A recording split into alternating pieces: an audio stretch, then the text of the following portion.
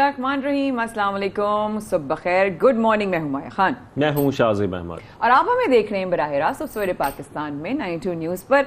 और शाहज़ेब, कैसे मौसम में भीगते भीगते हम पहुंचे यहाँ पे, और टीम भी जिस तरह पहुंची उनको भी मेरा ख्याल है सबको अप्रिशिएट करना बहुत जरूरी है। चाहे वो बारिश हो, तूफान हो, जो भी हालात हो, चाहे रात को बिजली हो नहीं हो, चाहे उनके घर में जो है वो बेसिक जो है वो खाने पीने की चीजें हो या ना हो, चाहे उनकी सैलरी भी डिले हो गई हो, लेकिन वो जो हैं किसी भी हालत में घर से निकल कर अपनी नौकरी पहुंचते ही पहुंचते हैं। बिल्कुल, और हम ये कोशिश भी करते हैं कि आपको ये बार बार याद कराएं कि बारिशों में आप लोगों ने एहतियात भी करनी है। खासतौर पर जो मोटरसाइकिल पर सवार लोग हैं, अब जारी बात है सुबह दफातर जा रहे होते हैं और रोड स्लिपरी हो जाती हैं। अब हम देखते हैं कि मुख्तलिफ रोड्स ऐसी हैं माया जहाँ पर बहुत ज़्यादा ऑयल गिरता रहता है और वो ऐसी स्लिपरी हो जाती है बारिश के बाद कि वहां पर संभलना बड़ा मुश्किल होता है। इवन गाड़ियां स्किट हो रही होती हैं, तो आप थोड़ी एहतियात किया करें बारिशों में, क्योंकि और हम क्या कर सकते हैं, हमारे पास यही ऑप्शन है कि हम एहतियात करें। प्लीज आप लोग नौकरियों पे जा रहे हैं, जो भी बाइक्स पर जा रहे हैं और जहां जहां लाइट आ रही है और 92 देखा जा रहा है, उन सबसे गुजारिश है प्लीज गैर जरूरी बाइक्स पे ना निकलें, इट इज नॉट सेफ। और अगर आपको लगता है कि कहीं पानी ज्यादा है, तो हाल ही में हमने ऐसे वाकयात देखे, अगर आपको लगता है पानी ज्यादा है और आपको लगता है कि नहीं मैं निकल जाऊंगा, आप ना करें, ना रिस्क लें। ऐसा कोई जरूरत नहीं है कि आप जो है ना लकी रानी सर्कस में आप मोटर बाइक चलाएं, ऐसा कोई जरूरत नहीं है।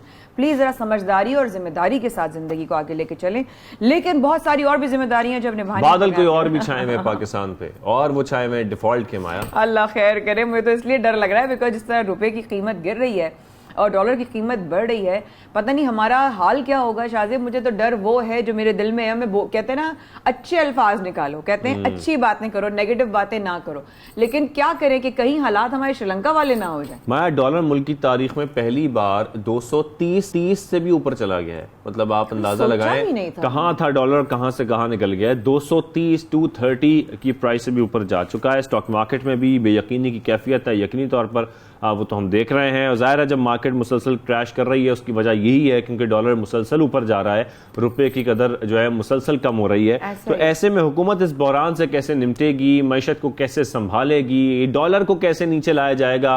हुकूमत ने तमाम तर कोशिशें कर ली हैं, IMF से हमें पैकेज भी मिल गया, सब कुछ हो गया, कोशिश भी कर रहे हैं कि हम किस तरीके से डॉलर को कंट्रोल करें, लेकिन डॉलर है जो संभलने का नाम नहीं ले रहा। बीच में देखा था कि 3-4 रुपए कमी आई थी माया, लेकिन उसके बाद फिर डॉलर ने ऊंची उड़ान पकड़ ली। जैसे वो तो ना एक छोटी सी किरण थी, क्या होप थी हमारे लिए, लेकिन उस होप ने वो बहुत बड़ा जो है वो रिवर्स गियर मारा और वापस बल्कि और ज्यादा मैं कहती हूँ जो है ना वो प्रेशर के साथ जो है वो आया है जो। लेकिन क्या वजह है, और कहीं हमारी सूरत हाल जो है वो अल्लाह ना करे श्रीलंका जैसी तो नहीं होने जा रही।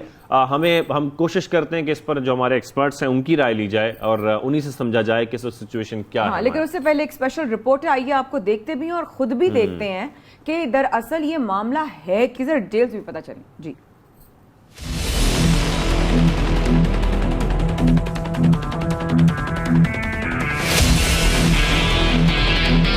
पाकिस्तान इन दिनों शदीद तरीन माशी बहरान का शिकार है। डॉलर मुसलसल रुपए को पछाड़ रहा है, स्टॉक मार्केट संभल नहीं रही। आलमी रेटिंग एजेंसीज पाकिस्तान के आउटलुक को मुस्तहकम से मनफी कर चुकी हैं।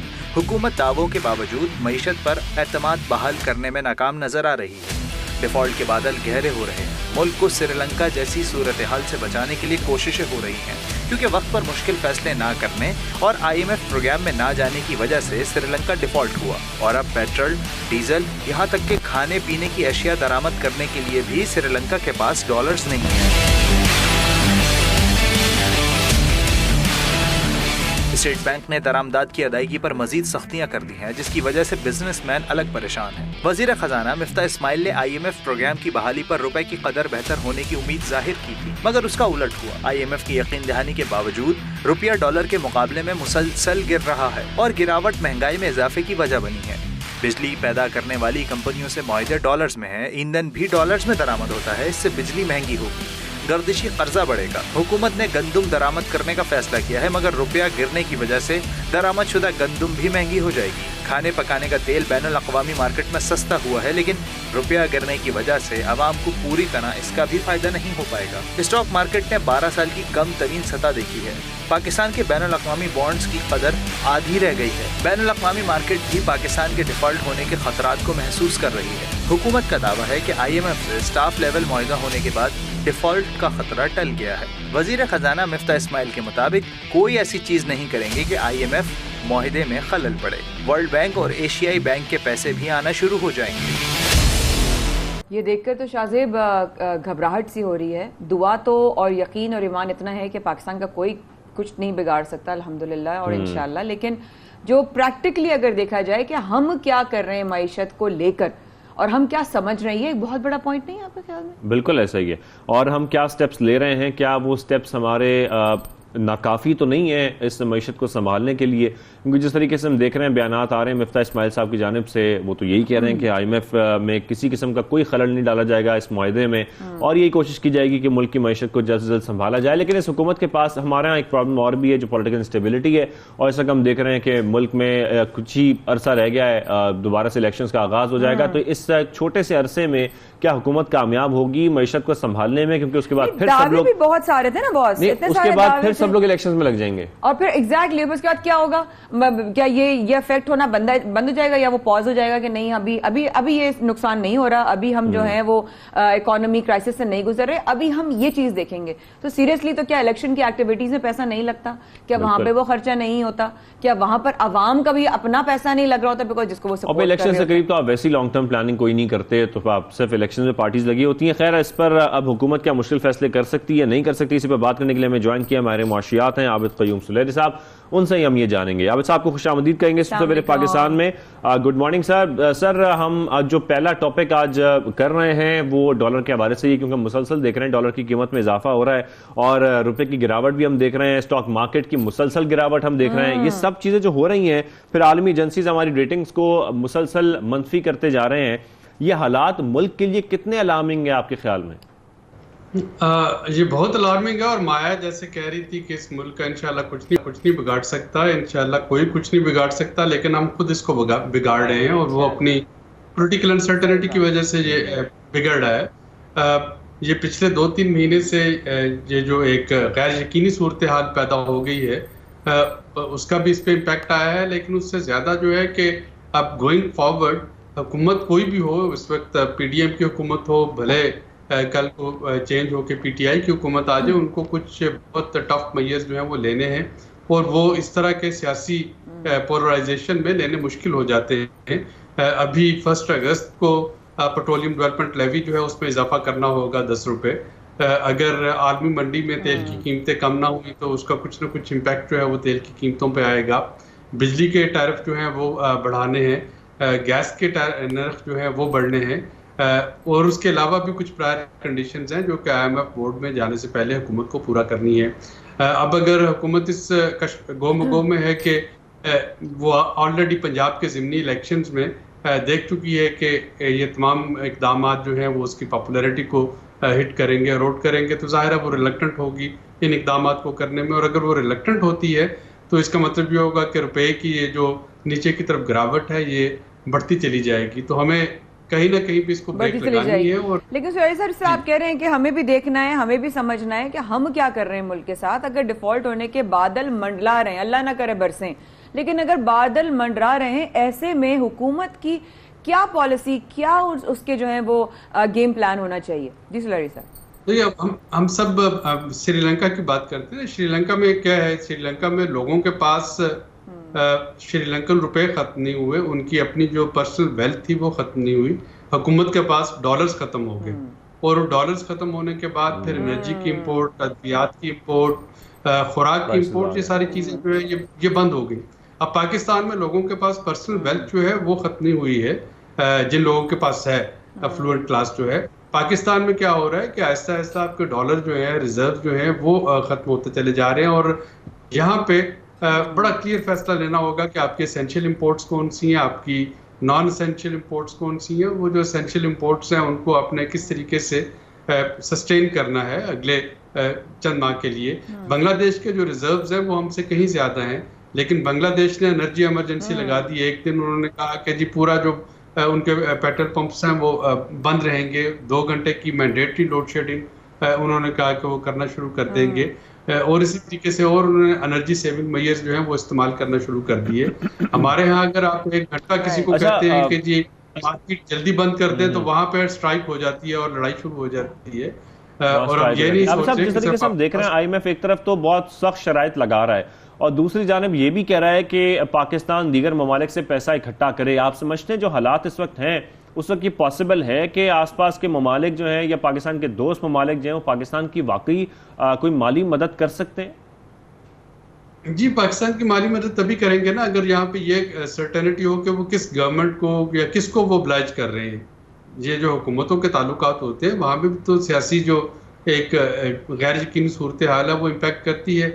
پی ٹی آئی کے آخری دنوں میں پی ٹی آئی نے کوشش کی تھی چائنا سے رول اوور لینے کی, انہوں نے کوشش کی سعودی عربیہ سے رول اوور لینے کی, لیکن چونکہ نو کانفیڈنس ریزولوشن آ چکا تھا تو دونوں دوست ممالک جو تھے انہوں نے ویٹ کیا کہ دیکھا جائے کہ یہ اونٹ کس کروٹ بیٹھے گا اور اس کے بعد وہ کسی بھی جو بھی حکومت آئے گی اس کے ساتھ وہ معاملہ طے کریں گے.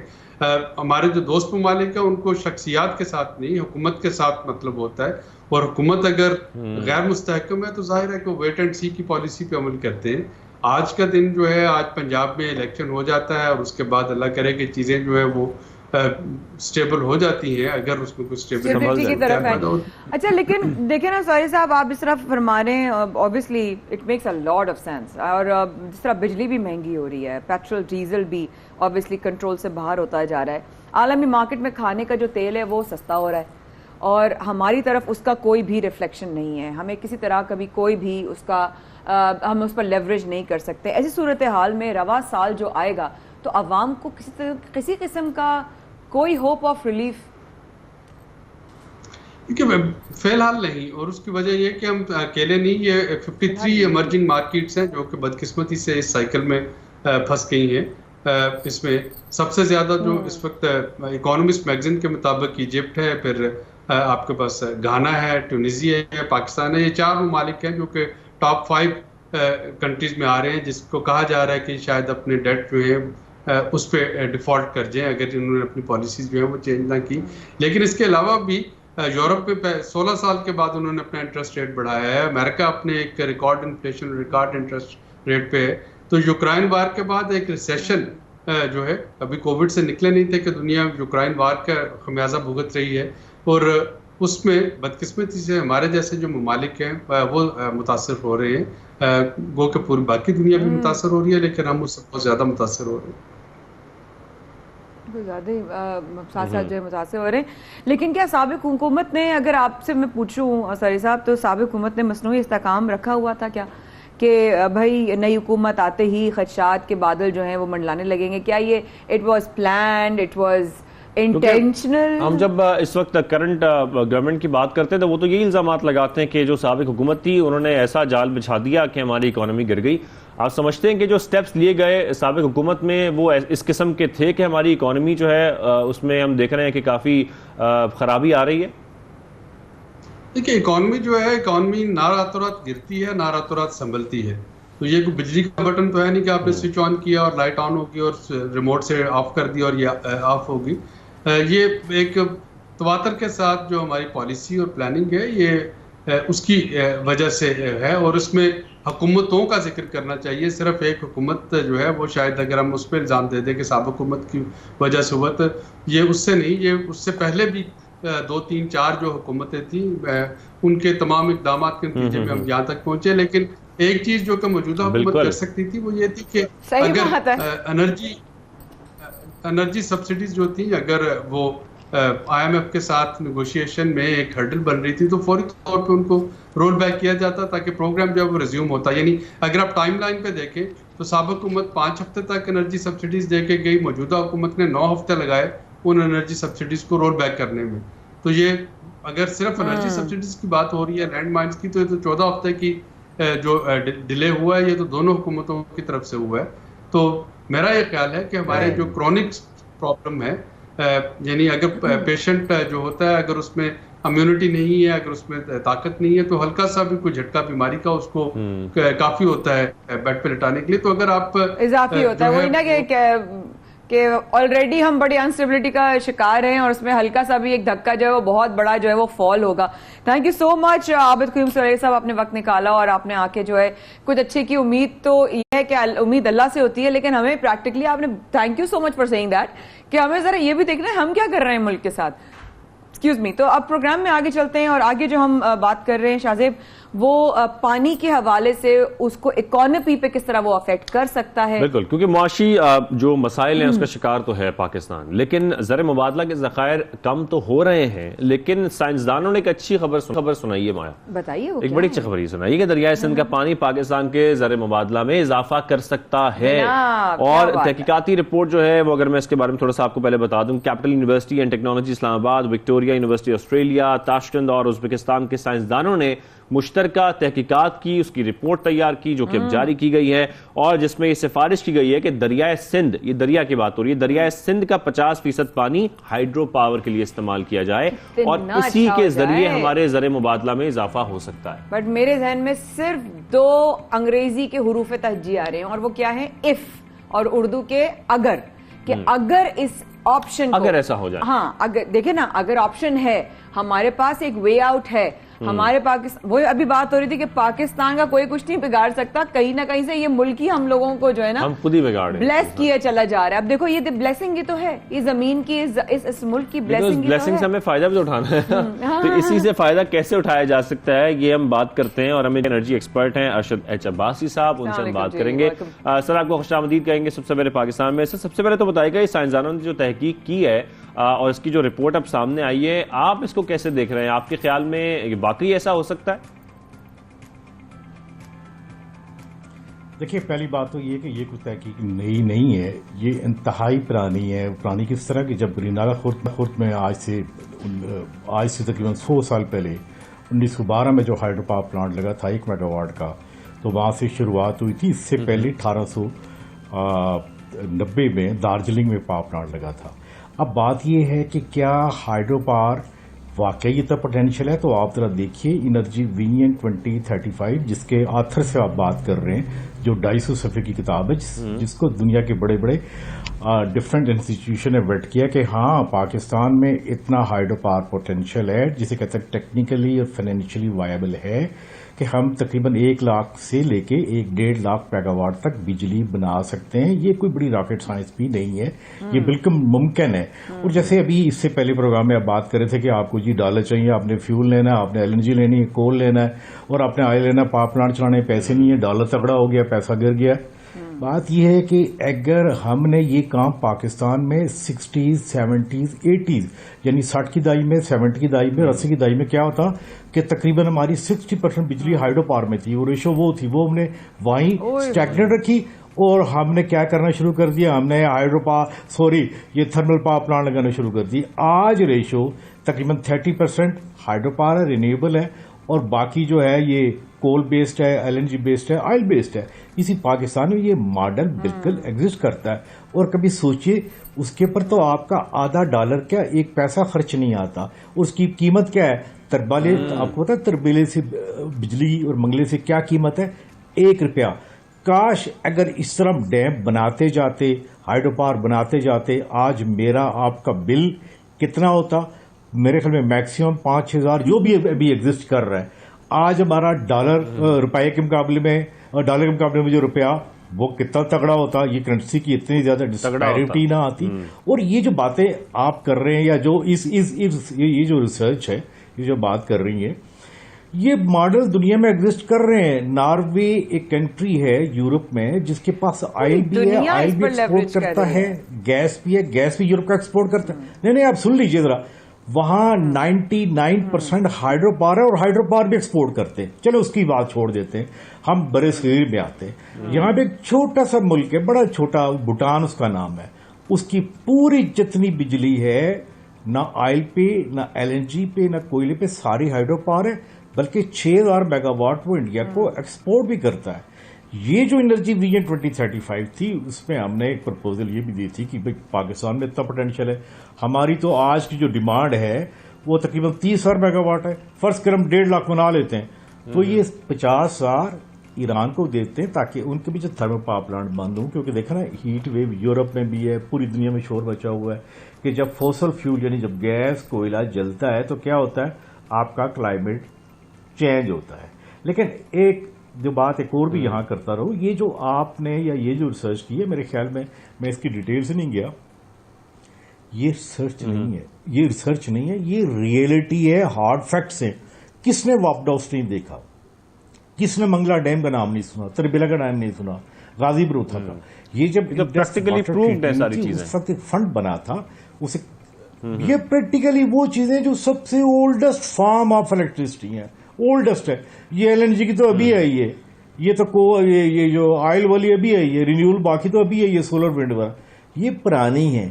مسئلہ صرف اس طرح ہے کہ یہاں پہ ایک لیڈرشپ ہوتی اور ایک وہ بات کرتی جو ہونے والی ہے, جو پاکستان کی بہترین مفاد میں ہوتی ہے. لیکن میں اس سے پہلے ڈاکٹر عابد سہری کی بات سن رہا تھا کہ ہمارے پاس پیسے نہیں ہیں آئل کے, اور بات صحیح ہے, ایکچولی پیسے تو ظاہر ہے ڈالرز نہیں ہیں. لیکن میں کل سے میں نے پریس ریلیز جاری کی ہے کہ دیکھیے پاکستان ایران کا بارڈر, یہ میں ایک آف شوٹ بات کر دوں, آپ نے سننی غور سے, پاکستان کا بارڈر لگتا ہے ایران کے ساتھ. ایران سے جو کل کا ریٹ تھا بارڈر کے اوپر, وہ ڈیزل پٹرول کا 80 روپے لیٹر تھا, اور تقریباً 10% وہاں سے ڈیزل پٹرول سمگل ہو کے پاکستان میں آ رہا, ہم نے اس کے اوپر بین لگایا ہوا ہے. جبکہ ایران دبئی یو اے ای کو بھی دیتا ہے پٹرول, کروڈ آئل دیتا ہے, قطر کو بھی دے رہا ہے, سر اگر آپ اجازت دیں تو میں ایک بات کہہ سکتی ہوں, کیونکہ ہمیں بولنے کا موقع نہیں مل رہا ہے, لیکن میرا خیال ہے اگر اس کو کوزے میں بند کریں تو یہ ایک اپرچونٹی ہے, ایک آپشن ہے, اور اس کو ہم آپٹ کر سکتے ہیں اگر چاہیں تو. ایسا ہی ہے سر؟ جی, اس کے لیے کمٹمنٹ چاہیے, ایسے ہی جیسے سعودیہ نے ابھی امریکہ کو کہا کہ ہم زیادہ آئل پمپ نہیں کر سکتے. Thank you so much. جی, energy expert Arshad H Abbasi صاحب ہمارے ساتھ موجود تھے براہ راست یہاں پر پروگرام میں. چھوٹا سا وقفہ لیتے ہیں, شاہ پر مایا کر رہے ہیں آپ کا بے چینی سے انتظار, بہت ساری خبریں, بہت سارے سیگمنٹ میں چیزیں ابھی باقی ہیں. پلیز ڈو اسٹے ود اس.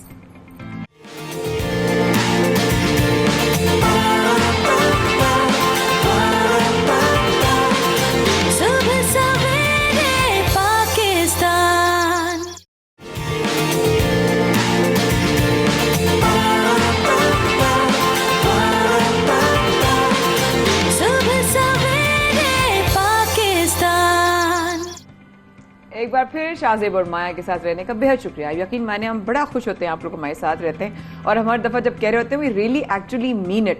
مگر ایک اور چیز وی ریئلی مین کہ جس طرح بارشوں کا آ رہا تھا اور بادل چھانک کے اور ہلکا سا دیکھتے تھے کراچی کو اور سندھ کو, پھر چلے جاتے تھے ادھر ادھر, لیکن اب جو آج آئے ہیں وہ واقعی میں برس رہے ہیں اور بہت زیادہ برس رہے ہیں. ابھی بھی ہماری ٹیم آ رہی ہے اور جا رہی ہے تو وہ خالی 2 سیکنڈ کے لیے بھی باہر جو پوری بھیگ چکی ہے. اگر یہ آفیسز اور عمارتوں کا یہ حال ہے تو جگہوں کا, سڑکوں کا, شاہ زیب جہاں پانی اکٹھا ہو گیا تھا, ہم نے کتنا کور کیا بیچ میں, کیا حال ہوگا؟ برا حال ہوگا, اور تو کوئی حال نہیں ہو سکتا. سندھ میں متوقع جو بارشیں ہیں وہ ہم دیکھ رہے ہیں, اور جیسے کہ پریڈکشنز کی جا رہی تھیں, جو فور کاسٹ تھی اس کے مطابق ویسی بارشیں ہو رہی ہیں. آج 22 تاریخ ہے اور آج بھی ہم دیکھ رہے ہیں, آج صبح سویرے سے ہی کراچی میں بوندا باندی کا سلسلہ جاری تھا, کہیں پر تیز بارش بھی ہو رہی ہے. بتایا جاتا ہے ایئرپورٹ کے آس پاس کافی تیز بارش ہو رہی ہے, کافی علاقوں میں بارشیں جو ہیں اس وقت چل رہی ہیں, خاص طور پر کراچی کے آس پاس. لیکن سندھ میں متوقع بارشوں کے پیش نظر بلدیاتی انتخابات کی تاریخ آگے بڑھا دی گئی ہے, اور یہ خبر ہم نے آپ کو گزشتہ روز بھی دی تھی. لیکن صوبے میں انتخابی گہما گہمی عروج پر ہے.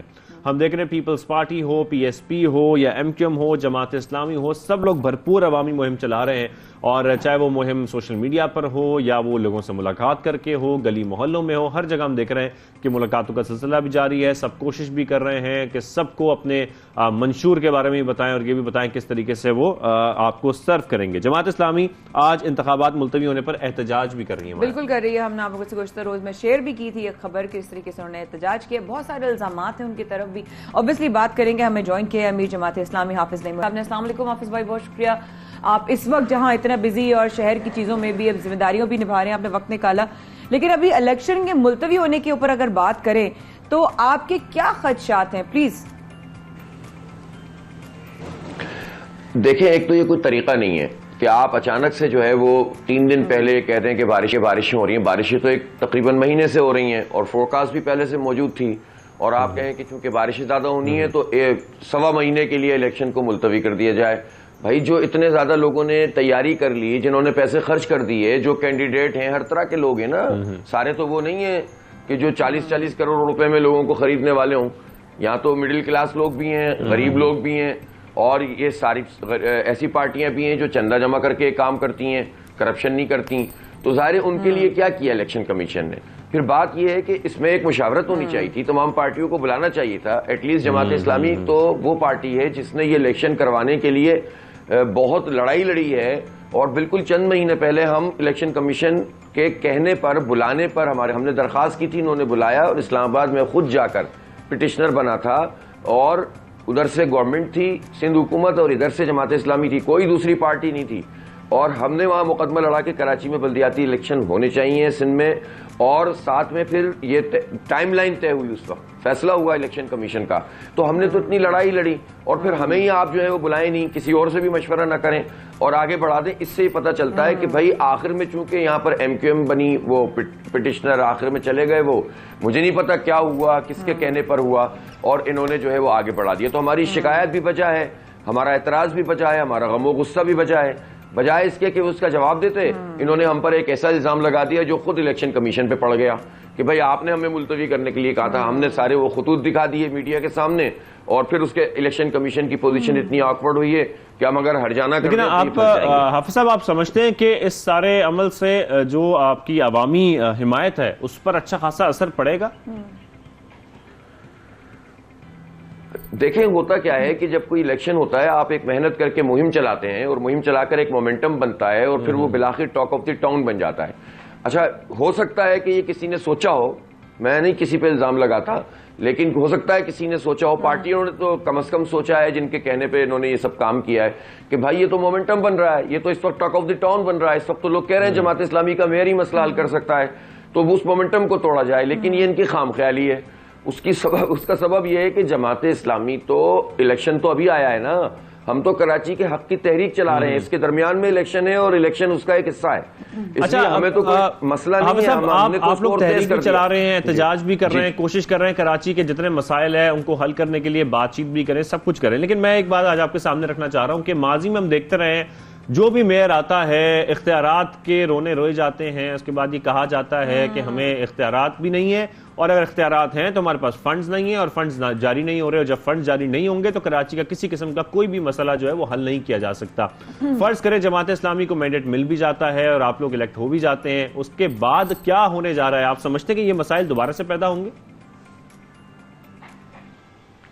دیکھیں دو طرح کی چیزیں ہیں. ایک یہ ہے کہ اختیار نہیں ہے, تو اختیار کی جنگ بھی ہم نہیں لڑی, سب سے بڑی لڑی, 29 دن کا دھرنا دیا, پیپلز پارٹی کو اگریمنٹ پہ مجبور کیا, اس میں سے بعض چیزیں انہوں نے قانون بنا بھی دیں. واٹر بورڈ کا چیئرمین اب میئر ہوگا, سولڈ ویسٹ کراچی کا ہیڈ میئر ہوگا, اور ابھی بھی جو ہے وہ مذاکرات جاری ہیں, اور اس کے نتیجے میں بہت سارے محکمے میں چیئرمین جو ہے وہ منتخب میئر ہوگا. لیکن اتنی بڑی اچیومنٹ ہم نے ہی حاصل کی جد و جہد کر کے, جبکہ ہمارے پاس نہ کوئی مینڈیٹ ہے, اور نہ ہمارا کوئی میئر ہے, اور نہ کوئی وزیر ہے, نہ مشیر ہیں. تو اس کا مطلب کیا ہوا کہ اگر آپ سنسیئر ہیں, آپ کنسسٹنٹ ہیں, اور آپ اپنی چیزوں پہ کمپرومائز نہیں کرتے, تو آپ گورنمنٹس کو جو کہ آپ کے سارے حق سلب کر رہی ہیں, آپ ان کو بھی جھکا سکتے ہیں, اور ان سے بیٹھ کے بات کر کے اپنی چیز منوا سکتے ہیں. تو جب بغیر مینڈیٹ کے یہ کر سکتے ہیں, تو جب منتخب میئر ہوگا, اس کے ساتھ اس کی پوری ٹیم ہوگی. جی بالکل ہوگا. پہلی بات تو یہ ہے کہ وہ تو اس کی طاقت تو بن جائے گی, لیکن جو اختیار ہے اس کے مطابق تو کام کریں گے نا. انفارچونیٹلی ہوا یہ ہے ماضی میں کہ جو لوگ کہتے رہے کہ ہمارے پاس اختیار نہیں ہے, ان کی اپنی KMC کا 26 ارب روپے کا بجٹ تھا. ٹھیک ہے, اس میں سے پہلے تو یہ بتائیں کہ انہوں نے اس میں سے کلیکشن کتنی کی, جو بجٹ وہ پیش کرتے تھے اس میں کرپشن کیوں ہو رہی تھی, جو ٹیکس ان کو ملتے تھے وہ بھی پورے نہیں آتے تھے, اخراجات میں دھاندلی ہوتی تھی. دوسری بات یہ ہے کہ صرف ان کا بجٹ نہیں تھا, جو اس کے ساتھ ڈسٹرکٹ کی کونسلیں تھیں اس کا بھی 10 ارب 12 ارب 11 ارب 8 ارب اس کا بجٹ تھا. گویا 100 ارب روپے کا بجٹ کا اختیار تو میئر کو اور اس کے نیچے کی ٹیم کو موجود تھا. یار 100 ارب روپے بہت بڑی رقم ہوتی ہے, اور وہ اگر نظر آ جائیں تو ڈیولپمنٹ کا ایک بہت بڑا کام ہوتا ہے. تو جو یہ کام کرے گا, جو KMC کا بجٹ ہے, جو اختیار ہے اس کو یوٹیلائز کرے گا, وہ پھر جب اختیار کے لیے صوبائی حکومت اور وفاقی حکومت سے بات کرے گا تو اس میں وزن بھی ہوگا, اور اس کو کوئی نظر انداز بھی نہیں کرے گا. اور اگر وہ جماعت اسلامی ہوگی تو دیکھیں جماعت اسلامی کو تو کوئی اگنور نہیں کر سکتا. ہماری فائل نہیں بنی ہوئی, ہمیں وزارت اور مشیر کے لیے ہم قربان نہیں ہوں گے, ہم اپنے مینڈیٹ کو بیچیں گے نہیں, ہمارا کوئی ٹریک ریکارڈ کرمنل نہیں ہے، ہماری ٹیم کا نہیں ہے، تو انشاءاللہ تعالی ہم پوری طاقت سے بات کریں گے، عوام ساتھ کھڑے ہوں گے. جی پوری طاقت سے بات کریں گے، بالکل طاقت سے بات کریں گے. اچھا حافظ بھائی، لیکن ساتھ ساتھ اجازت کے ساتھ ایک الزام بھی ہے سوشل میڈیا پہ، کافی اس بات کی جو ہے وہ ڈسکشن جاری رہی، اور یہ آیا کہ یعنی 245 کے جو ہیں وہ آپ لوگوں نے الیکشن ملتوی کروائے ہیں، ایسا کہ مطلب ایک کہا گیا، یہ ایک پوائنٹ آف ویو آیا ہے، اس کے بارے میں کچھ کہنا چاہیں گے آپ؟ نہیں، کل اصل میں یہ ہوا کہ الیکشن کمیشن نے ایک وہ جاری کیا اپنی طرف سے ترجمان کا بیان جو ٹکرز کی صورت میں چلا. اس میں انہوں نے کہا کہ جماعت اسلامی نے بلدیاتی انتخاب کے لیے اور NA 245 کے لیے ملتوی کرنے کی درخواست دی تھی، اور ابھی یہ دھرنا دینے آ رہے ہیں، اور یہ غیر اخلاقی بات ہے. ہم نے وہ خط نکال کر کل پریس کانفرنس کر کے پوری میڈیا کے سامنے پیش کیا، اور اب سوشل میڈیا میں موجود ہے، آپ دیکھ سکتے ہیں. اس خط میں ہم نے یہ لکھا کہ آپ نے 24 جولائی کو بلدیاتی انتخاب کا اعلان کیا ہے، اور اس کے بعد اس وقت جو ہے نامینیشنز کا معاملات چل رہے ہیں. اسی دوران میں آپ نے اس کے ساتھ 3 دن کے وقفے سے آپ نے جو ہے وہ NA 245 اناؤنس کر دیا ہے. بات یہ ہے کہ 24 تاریخ کو آپ نے کہا الیکشن ہوگا، 28 تاریخ تک ہم ریزلٹ بتائیں گے، لکھا ہوا ہے شیڈول میں ہے، اور اس سے پہلے ایک دن پہلے 27 تاریخ کو آپ کریں گے 245. تو ہم نے یہ کہا بلدیاتی انتخاب ہو رہا ہے، 245 کو آگے کریں تاکہ یہ نائلی آپ کی کہ آپ 2 الیکشن ایک ساتھ اناؤنس کر رہے ہیں، اس کی کیمپین چلائیں گے کہ اس کی کیمپین چلائیں گے. ابھی بھی میرا سوال موجود ہے، آپ کہہ رہے ہیں 21 تاریخ کو 245 ہوگا، 28 تاریخ کو پورے شہر میں بلدیاتی الیکشن ہوگا، تو وہ بلدیاتی امیدواران جو 245 میں آتے ہیں وہ الیکشن کیمپین کیسے چلائیں گے؟ تو یہ اتنی بڑی بے وقوفی، نااہلی ہے کہ بجائے اس کے کہ اس کے اوپر وہ ہماری بات مانتے، انہوں نے اس موقع کے اوپر اس کو استعمال کر کے ہمیں ڈیفیم کرنے کی کوشش کی، جس کو ہم نے بری طرح اچھا، یعنی کہ آپ کی بات کو بالکل کسی اور ڈائریکشن میں لے کے اس کو ریفلیکشن کے ساتھ اس کا ڈیسیجن لیا گیا. جی جی جی جی اور میں آپ کو بتاؤں اگر ہمیں یہ کرنا ہوتا نا، چلے ہم تو کہہ رہے ہیں نا، آپ سعید غنی صاحب نے کل پریس کانفرنس کی یا بیان دیا، اور انہوں نے یہ کہا کہ جب عدالت میں یہ ساری پارٹیاں گئی تھیں، جس میں پاکستان تحریک انصاف، جس میں متحدہ قومی موومنٹ، GDA اور گورنمنٹ بھی تھی، جب یہ لوگ ہائی کورٹ میں گئے تھے تو سعید غانی صاحب نے کہا سوائے جماعت اسلامی کے تمام پارٹیاں یہ کہہ رہی تھیں کہ الیکشن کو ملتوی کروایا جائے. یہ تو باقاعدہ پٹیشنر بنے تھے سارے کے سارے. جماعت اسلامی کہہ رہی تھی کہ نہیں الیکشن وقت پہ کرایا جائے، تو جماعت اسلامی پہ ہی آپ الزام لگا دیں. یہ اصل میں دیکھیں نا، اس سے پتہ چلتا ہے کہ آپ باعث ہیں اور آپ کسی پرابلم کی وجہ سے جماعت اسلامی کا راستہ روکنے کی کوشش کر رہے ہیں. لیکن یہ جتنی بھی کوشش کر لیں انشاءاللہ اس سے مومنٹم بڑھے گا. ہمیں تو موقع مل گیا، جس گھر میں نہیں جا سکے ہم وہاں بھی جائیں گے، جس محلے میں نہیں پہنچ سکے وہاں بھی پہنچیں گے، اور جو بھی ہم جی بھائی ان باتوں سے تو یہی لگ رہا ہے، لیکن کر نہیں سکیں گے. میں سمجھتا ہوں کہ اب الیکشن کمیشن کو معافی مانگنی چاہیے، سیدھی بات ہے.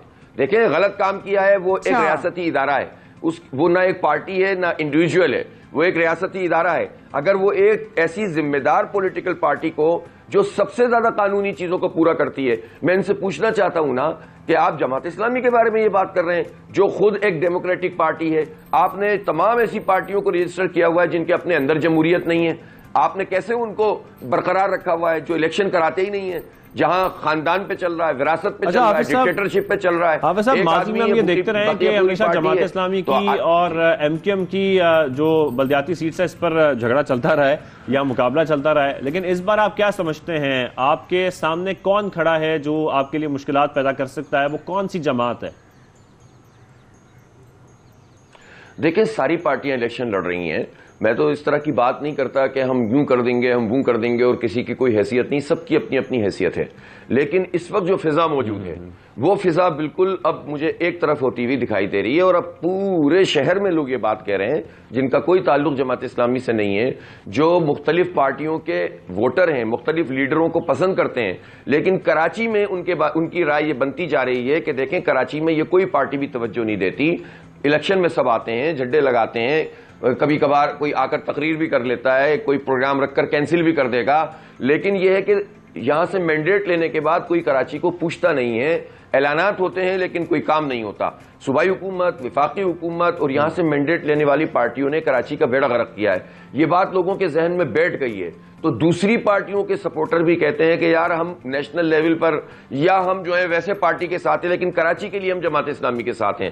تو یہ بات اب الحمدللہ اتنی صلاحیت کر گئی ہے کہ آپ کو گھر گھر میں اس کا ریفلیکشن محسوس ہوگا. میں کوئی بہت کراچی والے اس وقت آپ کو اور آپ سے یہ جاننا چاہتے ہیں کیونکہ اس وقت کراچی والے بڑے مایوس ہیں، خاص طور پر جب بارشیں ہوتی ہیں. حافظ صاحب آپ کو یقینی طور پر آپ نے دیکھا ہوگا کہ کیا حال ہو جاتا ہے، اور اس میں جتنے مسائل پیدا ہو جاتے ہیں ہر علاقے میں، چاہے وہ پوش علاقے ہوں، چاہے وہ ایسے علاقے ہوں جہاں پر ویسے ہی پہلے نظام نہیں ہے، نالوں کے مسائل ہوں. یہ تمام مسائل دیکھنے کے بعد آپ کیا سمجھتے ہیں کہ وہ 3 ٹارگٹس آپ کے کیا ہوں گے جو آپ سمجھتے ہیں کہ کراچی والوں کے لیے سب سے امپورٹنٹ ہے، جو جماعت اسلامی کی پرائیورٹی ہوگی؟ دیکھیں ظاہر 4 سال کے ٹینیور میں اتنے زیادہ مسئلے خراب ہو گئے ہیں کہ سمجھ میں نہیں آتا کہ کہاں سے شروع کریں، لیکن ظاہر سی بات ہے کہیں نہ کہیں سے آغاز کرنا پڑے گا. میرا خیال یہ ہے کہ لانگ ٹرم میں تو ہمیں اپنا پورا K4 منصوبہ چاہیے. اس کے لیے ہمیں وفاق اور صوبے سے لڑنا بھی پڑے گا، اور جتنے اعلانات کیے ہیں ان لوگوں نے اس کے مطابق ان سے کام کروانا پڑے گا. اور اب یہ نہیں چلے گا کہ وہ جھوٹے اعلانات کر کے ہمیں بیوقوف بنائیں. تو ہمیں پانی کا پورا چاہیے، اور ہمیں ٹرانسپورٹ کا نظام چاہیے جسے ماس ٹرانزٹ سسٹم کہتے ہیں. یہ لانگ ٹرم منصوبہ ہے، لیکن ہم آغاز کریں گے شہر کی گندگی صاف کرنے سے، نالوں کی صفائی سے. جن کے ٹینڈر ہو گئے اور نالے صاف نہیں ہوئے، لوگ ڈوب رہے ہیں. ہم آغاز یہاں سے کریں گے، صفائی سے، گرینری سے، نالوں کو صاف کرنے سے، اور پھر سیوریج کا نظام ٹھیک کرنے سے. اور انشاءاللہ درجہ بدرجہ تمام چیزوں کے اوپر ہم جو ہے ورکنگ کریں گے. اللہ نے چاہا نقشہ بدل جائے گا. یہ امید ہے جس کے ساتھ لوگ جڑ رہے ہیں ایک مرتبہ پھر، اور اس امید کو نہیں ٹوٹنا چاہیے ان حرکتوں سے جو الیکشن کمیشن کے ساتھ مل کر لوگ کر رہے ہیں. اللہ خیر. بہت شکریہ آپ صاحب، بہت شکریہ حافظ نعیم الرحمان صاحب.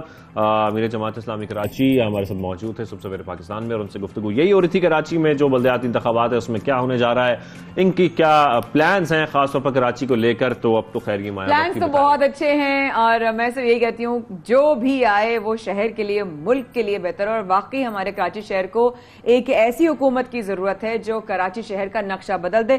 بہت چھوٹی اور مختصراً بریک اتنی سی لیں گے، اور ابھی آئے پلیز اسٹے ود اس.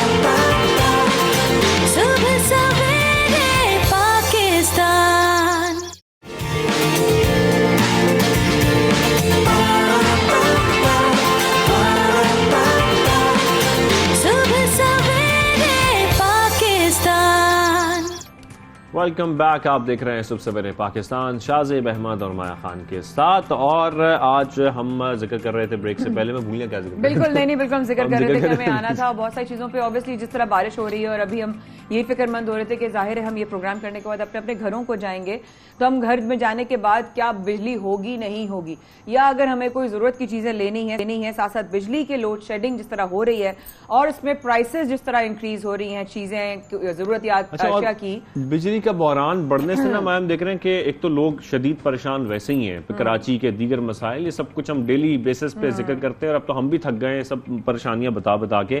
لیکن اس کے باوجود جب آپ گھر جائیں تھوڑے سے سکون کے لیے، اور آپ کو بجلی بھی نہ ملے نا آرام کرنے کے لیے، انسان بے چین ہو جاتا ہے، کا شکار ہو جاتا ہے واقعی میں. اور مینٹلی وہ کتنا آپ کو افیکٹ کرتا ہے، سائیکولوجیکلی، آپ کو ایموشنلی، آپ کے ریلیشن شپس، آپ کے کام، آپ کی کنسٹرکٹیوٹی کو. کھانا پکا رہی ہیں، اندھیرے میں کھانا بنانا، اندھیرے میں سارے کام کرنا، اندھیرے میں کھانا کھانا، گھر جا کے آرام کرنا ہو تو گرمی میں پنکھا نہ چلنا، اے سی نہ چلنا. یہ واقعی شہریوں کو پھر ایک عجیب سی کیفیت میں لے جاتا ہے کہ وہ بیچارے جب کام پہ جاتے ہیں تب بھی ان کی نیند پوری نہیں ہوئی، جیسے ہم روز ذکر کرتے ہیں. صحیح جبرن زندگی گزر رہی ہوتی ہے، کیونکہ آپ ہر چیز کو برداشت کر رہے ہوتے ہیں. بنانے والا سوچ رہا ہوتا ہے پتہ نہیں گلا کہ نہیں گلا، مزے کا بنا نہیں بنا. کھانے والا سوچ رہا ہے اگر میں نے نمک یا مرچ کو زیادہ یا کم کہہ دیا تو اس کا دل نہ ٹوٹ جائے یا وہ غصے میں نہ آ جائے. تو یہ بہت ساری چیزیں آپ کی ایموشنلی فرق پڑتی ہے. لیکن مزے کی بات یہ ہے کہ بجلی نہ آنے کی صورت میں بھی پھر بھی بجلی کی قیمتوں میں اضافہ ہو رہا ہے، اور ₹1.55 فی یونٹ مہنگی کرنے کی منظوری دے دی گئی ہے کے الیکٹرک صارفین کے لیے اب اقتصادی رابطہ کمیٹی کی جانب سے. یعنی کہ بجلی آئے نہ آئے جو قیمتیں ہیں وہ ضرور آئیں گی، اور وہ بڑھ کر آئیں گی. آئے نہ آئے بل تو آئے گا. تو اسی پر مزید بات کر لیتے ہیں. ہمارے نمائندہ 92 نیوز ہیں، ان سے میں اسی پر اپڈیٹ کر رہے ہیں. بڑھتی ہوئی مہنگائی نے جہاں عوام کی کمر توڑ کر رکھ دی ہے، وہیں بجلی کے بلوں نے اضافی بوجھ شہریوں کے کندھوں پر ڈال دیا ہے. کہ الیکٹرک کی جانب سے بجلی کی قیمت میں ہوش ربا اضافہ تو کیا ہی جا رہا تھا، لیکن اب ایک مرتبہ پھر نیپرا کو بجلی کی فی یونٹ قیمت بڑھانے کی سمری جاری کر دی گئی ہے. اس حوالے سے شہریوں کی کیا رائے ہے، اور بجلی کے بلوں کے حوالے سے انہیں کن دشواریوں اور پریشانیوں کا سامنا کرنا پڑ رہا ہے، آئیے انہی کی زبانی جانتے ہیں.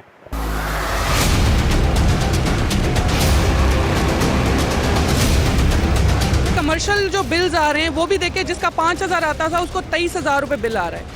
میں نے اپنے گھروں کے حالات بتا رہی ہوں, دوسروں کو تو چھوڑ دیں آپ. مطلب حالات, ہمارا ملک جو ہے نا اس وقت دیکھے جائے کہ ایمرجنسی کی صورتحال میں جا رہا ہے. ایسا نہ ہو کہ سری لنکا والے حالات پیدا ہو جائیں اور ہمارے لوگ جو ہیں انقلاب کی صورت میں نکلے, تو پھر وہ ان کو نپٹنا بڑا مشکل پڑ جائے گا.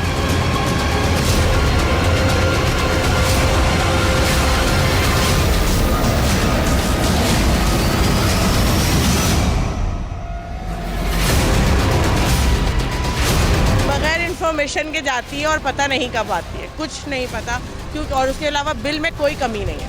غریب آدمی کی تو مشکلات بھی مشکلات ہیں, صرف ایک بجلی کا رونا نہیں ہے, کھانے کا بھی رونا ہے, پانی کا بھی رونا ہے, صحت اور صفائی کا بھی رونا ہے. آپ کس طرف دیکھیں گے؟ اس کی انکم اگر ایک 10,000 روپے ہے تو وہ بجلی کا بل دے, گھر کا کرایہ دے یا اپنا پیٹ پالے.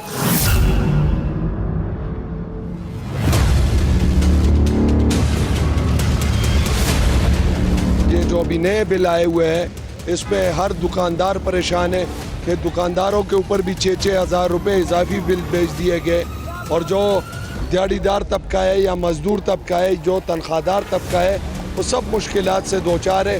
وہ بچوں کی فیسیں جمع کرے یا آئے دن جو یہ ہر مہینے جو اضافہ کر رہے بجلی کی اور گیس کی بلوں میں, تو کیا وہ جو ہے نا بچوں کی فیسیں دے یا یہ بل بھرے.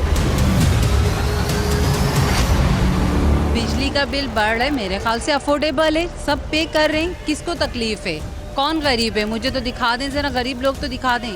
اگر غریب ہوتے نا تو باہر ہوتے. لائٹ نہیں ہے, پانی نہیں ہے, مہنگائی ہے, پھر خودکشیاں کرتے ہیں لوگ, تنگ آگے نفسیاتی مسائل کا شکار ہوتے ہیں. تو ہر طرح سے یہ ملک کے لیے ایک بوجھ بن کے رہ گئے. مجھے لگتا ہے ان کو جلد سے جلد اتارنا چاہیے. کراچی میں لائٹ تو میرے خیال میں اگر 1 گھنٹہ یا آدھا گھنٹہ آتی ہے تو 2, 3, 4 گھنٹے چلی جاتی ہے. مطلب 24 گھنٹوں میں میرے خیال میں 6 گھنٹے لائٹ آتی ہے, وہ بھی سکون کی لائٹ نہیں ہے. صحیح ہے, پورا دن لائٹ نہیں ہوتی. بہت برا جو ہے نا اس ٹائم حال ہوا ہے کراچی میں. میرے پاس پچھلے مہینے بل آیا تھا 8,000 روپے کا, میری کل تنخواہ ہے 25,000 روپے, اور 8,000 روپے کا بل میں نہیں بھر سکا. اس مہینے وہ بل میرے پاس بڑھ کے 2 مہینے کا لگ کے آیا ہے 19,000 روپے. آپ مجھے یہ بتائیں کہ اس مہنگائی کے دور میں جہاں پہ پیٹرول کی پرائسز آپ کے کنٹرول میں آنی نہیں ہے, ڈالر آپ کا بڑھ کے 230 روپے ہو چکا ہے, میں اپنے بچوں کے پیٹ میں دانہ ڈالوں یا بجلی کے بل بھروں؟ گھریلو صارفین ہوں یا کمرشل صارفین, سبھی اس وقت بجلی کے بلوں سے شدید پریشان دکھائی دے رہے ہیں. شہریوں کا ماننا ہے کہ ایک طرف حکومت کی جانب سے بھاری بھرکم ٹیکسز ان پر عائد کیے جا رہے ہیں, تو دوسری جانب بجلی کی ہوش ربا قیمتوں میں اضافے سے ان کے لیے بلوں کی ادائیگی کرنا ایک امتحان بن چکا ہے. شہریوں کی جانب سے یہی مطالبہ کیا جا رہا ہے کہ حکومت اپنے وعدوں اور دعووں پر عمل درآمد کرتے ہوئے بجلی کی قیمتوں کو کم کرے, تاکہ ان کے لیے بجلی خریدنا اور اس کی بلوں کی ادائیگی کرنا کچھ ممکن ہو سکے. جی Shiraz Ahmed, thank you very much. آپ نے ہمیں اپڈیٹ کیا اس حوالے سے, اور جو لوگوں کی پریشانی ہے وہ بھی آپ نے دکھائی ہمیں. تھینک یو ویری مچ اس کے لیے, کیونکہ ہم اب دیکھ رہے ہوتے ہیں روزانہ کی بنیاد پر کہ لوڈ شیڈنگ سے لوگ کتنا پریشانی میں مبتلا ہو رہے ہیں, اور کس طریقے سے اپنا روزانہ کا جو گزر بسر ہے وہ کر رہے ہیں. خاص طور پر ہم یہ بھی دیکھ رہے ہیں کہ لوگ یہ شکایت بھی کر رہے ہیں کم از کم بجلی مہنگی تو نہ کرو, وہ یہی شکایت کریں. بتائیں کہ شراز بھائی فار اپڈیٹنگ, اور اس موسم میں جہاں حالات اور چیزیں سب کچھ جو ہیں بہت تکلیف دیں, لیکن پھر بھی آپ لوگ ہمارے سارے رپورٹرز ہمیں اپڈیٹ کرتے رہتے ہیں, چاہے وہ کہیں بھی ہوں, چاہے کراچی, پاکستان میں کہیں ہو, دنیا میں کہیں ہو. تھینک یو 9 نیوز کے نمائندے اینڈ ٹیم. بٹ اگر ہم بات کریں اب پنجاب کی اربن فلڈنگ کے حوالے سے, شازیب, وہ بھی کیسا موضوع ہے جس کو اگنور نہیں کیا. بالکل, لاہور سمیت پنجاب کے مختلف علاقوں میں بارشوں کا سلسلہ ہم دیکھ رہے ہیں مسلسل, جس سے اربن فلڈنگ کا خدشہ ظاہر کیا جا رہا ہے. یہ کہا جا رہا ہے کہ اربن فلڈنگ ہو سکتی ہے. پنجاب پولیس نے مختلف اضلاع میں پولیس اہلکاروں کو مختلف جو امدادی سرگرمیاں ہیں اس میں ضلع انتظامیہ کا ساتھ دینے کے لیے خاص طور پر احکامات جاری کیے ہیں. یعنی کہ پولیس اہلکار, اور ویسے بھی ہم دیکھتے ہیں کہ جب ایسا موسم ہو یا کچھ بھی ہو تو پولیس ہماری ہمیشہ پیش ہوتی ہے, کوشش کرتی ہے لوگوں کی مدد کرے آگے بڑھ چڑھ کر, اور ہمیں مدد کرتے نظر بھی آ رہے ہوتے ہیں. لیکن اس کے ساتھ ساتھ خاص طور پر اس بات کا خیال کرنا بہت ضروری ہے کہ جب بارشیں ہوتی ہیں تو جو پانی جمع ہو جاتا ہے نا, اس کی وجہ سے لوگ جو پریشان ہوتے ہیں, اس کے لیے خاص طور پر انتظامیہ کیا اس وقت یو ریڈ مائی مائنڈ کہ جب اس طرح کی سچویشن اب آ رہی ہے, اور اگر نظر آ رہا ہے کہ الارمنگ ہے اور آنے سے پہلے کی خدشات ظاہر کیے جا رہے ہیں, تب ایسی صورتحال میں پریکاشنری میجرز کیا ہیں؟ نکاسی آپ بہت ضروری ہے، اس کے بہتر انتظامات بہت ضروری ہیں. اسی پر بات کرنے کے لیے ہمیں جوائن کیا ہے صبح پاکستان میں ایم ڈی باسا غفران احمد صاحب نے. غفران صاحب کو خوش آمدید کہیں گے صبح سویرے پاکستان میں. غفران صاحب بہت شکریہ آپ نے ہمیں جوائن کیا ہے. لاہور میں ہم دیکھتے ہیں کہ بارشیں ہوتی ہیں اور اس کے بعد مختلف جو علاقے ہیں وہ زیر آب آ جاتے ہیں، تو متاثرہ علاقوں سے نکاسی آپ کے لیے خاص طور پر واسا کیسے کام کر رہا ہے اس وقت، کیا اقدامات اٹھا رہا ہے؟ 238 mm بارش ہوئی ہے جو کہ ایک بہت ہیوی انٹینسٹی کی بارش ہے. اس سے 20-25 سال کے پچھلے ریکارڈ میں ہمیں ایسی بارش نظر نہیں آئی کہ جو 7 آورز میں 238 mm بارش ہوئی ہو. 200 پلس بھی بارش نہیں ہوئی 7 آورز میں. اور یہ جو بارش ہے یہ 7 آورز میں ہوئی ہے. اس سے پہلے 2018 میں بارش ہوئی تھی 288 ایک دن میں، تو وہ 14 آورز میں بارش ہوئی تھی. تو اس سے اندازہ لگا لیں کہ یہ کتنی ہیوی انٹینسٹی کی بارش تھی. دوسرا آپ یہ دیکھیں کہ کچھ ڈپریشن ایریاز میں یا کچھ جو باؤل ہیں سڑکوں پہ لوکل ڈپریشنز ہیں وہاں پہ پانی تھرو سرفیس رن آف رش کرتا ہے اس طرف، لیکن وہ کسی ٹائم کے تھوڑے ٹائم کے لیے اسٹیگنیٹ ہوتا ہے کیونکہ سسٹم کی کیپیسٹی ہوتی ہے، سسٹم اپنی کیپیسٹی پہ رن کر رہا ہوتا ہے. آپ نے دیکھنا یہ کہ سسٹم واقعی افیکٹولی کام کر رہا تھا، اپنی کیپیسٹی کے مطابق کام کر رہا تھا. تو وہ آپ نے دیکھا کہ بارش کے فوری بعد آلموسٹ پورا لاہور کلیئر ہو گیا. 1-2 پوائنٹس پہ پانی تھا اور وہ بھی پانی اب اس وقت کسی بھی پوائنٹ پہ پانی نہیں دیکھ رہے آپ. تو اس کا مطلب ہے کہ ہمارا سسٹم جو ہے وہ افیکٹولی کام کیا اور اس نے ہمارے اسٹاف نے بھی اور ہماری pumping machinery gensets sewerage drainage نے ان کی پراپر ڈسلٹنگ ہوئی تھی جس کی وجہ سے یہ ڈرین آؤٹ ہوا پانی. لیکن پانی تو ہر جگہ کھڑا ہو جاتا ہے، باہر کے ممالک میں ہم دیکھتے ہیں اکثر فوٹیج جاری ہے. ابھی جب ہم لوگ گئے ہوئے تھے یاد ہے کہ بڑا لاہور میں نظر آ رہا تھا، بارش کو لوگ دیکھ بھی پا رہے تھے، دھلا دھلا نظر بھی آ رہا تھا، کہیں پانی کھڑا بھی نہیں تھا. جو علاقے میں نے دیکھے وہاں پہ نہیں تھے البتہ. لیکن سر اگر یہ آپ سے پوچھے کون کون سے علاقے نشیبی ہیں جہاں بارشوں کے زیادہ جو ہے نقصانات کا جو ہے وہ ایک ڈر ہے یا خدشہ ہے، ذرا وہ کچھ شیئر کر سکتے ہیں ہمارے ساتھ؟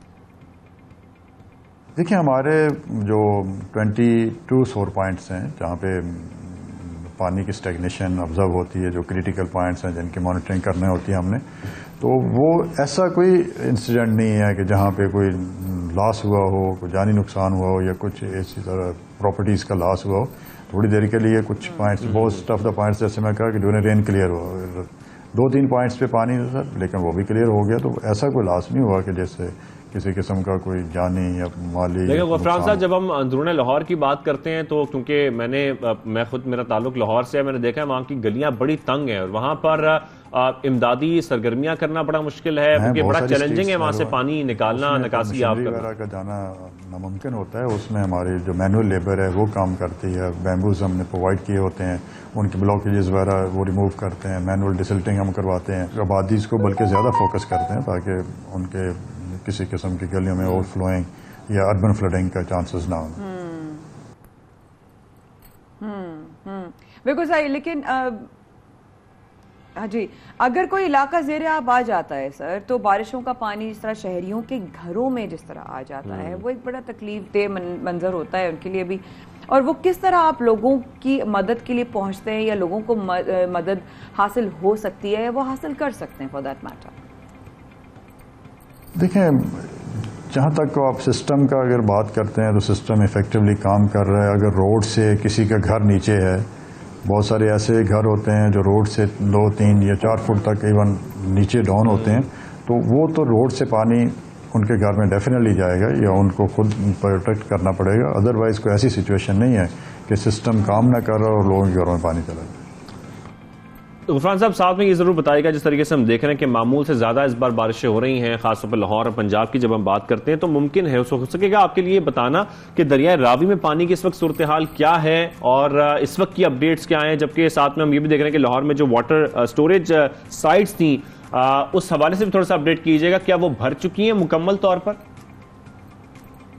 اس سال بارشیں معمول سے بالکل زیادہ ہو رہی ہیں لیکن جو راوی کا سچویشن ہے وہ ابھی تک تو کوئی ایسا چانس نہیں ہے کہ اس میں کوئی فلڈ ہوگا یا کچھ ہے، کیونکہ انڈیا نے پیچھے اس کے افیکٹو ڈیمز بنائے ہوئے ہیں، کنٹرول ہے، تو اس کے چانسز کم ہیں بات کسی فلڈ. ٹھیک ہو گیا. تھینک یو سو مچ, آپ نے وقت نکالا, ہمارے ساتھ آپ موجود تھے اس موضوع پہ اربن فلڈنگ کے حوالے سے بات کرنے کے لیے. اب پروگرام میں ذرا آگے چلتے ہیں. بہت ہی دلچسپ گیلپ سروے ہونے والا ہے. بھائی شاہزیب, یاد ہے وہ بچپن کے دن جب گھر کے بڑے ہمارے, چاہے اماں ہوں یا ابا ہوں یا گھر کا کوئی اور بڑا ہو, گوشت کا دن ہے, آج گوشت ملے گا, آج جا کر تازہ صبح کے ٹائم میں جا کر دکان سے گوشت لے آؤ. یاد ہے وہ زمانہ؟ اور ان دنوں میں جو ہے وہ ہمارے والدین گھر سے نکلتے تھے گوشت خریدنے کے لیے, گوشت کی دکانوں پر جاتے تھے اور تازہ گوشت خرید کر گھر لایا جاتا تھا. لیکن ہم یہ گوشت کی باتیں کیوں کر رہے ہیں اچانک؟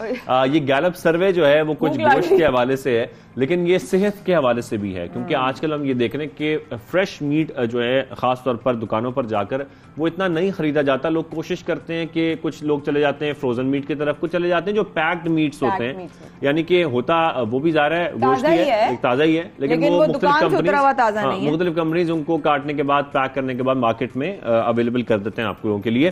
جو سروے ہے اس بار یہ پتا چلا ہے کہ 2002 سے لے کے 2022 کے دوران خصوصی طور پر جو قصائی کی دکان سے تازہ گوشت کی خریداری ہے وہ کرنے والے لوگوں میں کمی دیکھی گئی ہے, اس کی شرح میں کمی آئی ہے, اور لوگ زیادہ یہ کوشش کرتے ہیں کہ جو فریزڈ گوشت ہے, جو فروزن گوشت ہے, وہ خرید لیا جائے مارکیٹ سے. اچھا پتہ نہیں, یہ بڑا دلچسپ سی بات ہے, میں بڑا اب انکویزیٹو ہو گئی ہوں اس کے بارے میں پتہ کرنے کے لیے, اور بلال بھائی ہوں گے تھوڑی دیر بعد اوبیسلی گیلپ پاکستان سے, ہی از ایگزیکٹو ڈائریکٹر. مگر ساتھ ساتھ بلال بھائی سے پوچھوں گی. بلال بھائی السلام علیکم, thank you so much for doing this very very interesting survey. But then again یہ تو بڑی عجیب سی بات ہے کہ واقعی میں لوگوں نے جو تازہ گوشت جو نظر آ رہا ہوتا, مطلب واہ, وہ اس کو چھوڑ کر آپ لوگوں نے وہ پیکڈ میٹ اور فروزن میٹ لینا شروع کر دیا ہے. Is it for real? جی بہت شکریہ, تھینک یو سو مچ. تو آئی تھنک ہم جو سروے کرنے کا مقصد بھی یہی تھا کہ یہ جو ایک ٹرینڈز ہیں جو ہم اربن علاقوں میں یا ریلیٹیولی بڑے شہروں میں دیکھتے ہیں, اس کی کتنی مقبولیت ہے باقی پورے پاکستان میں.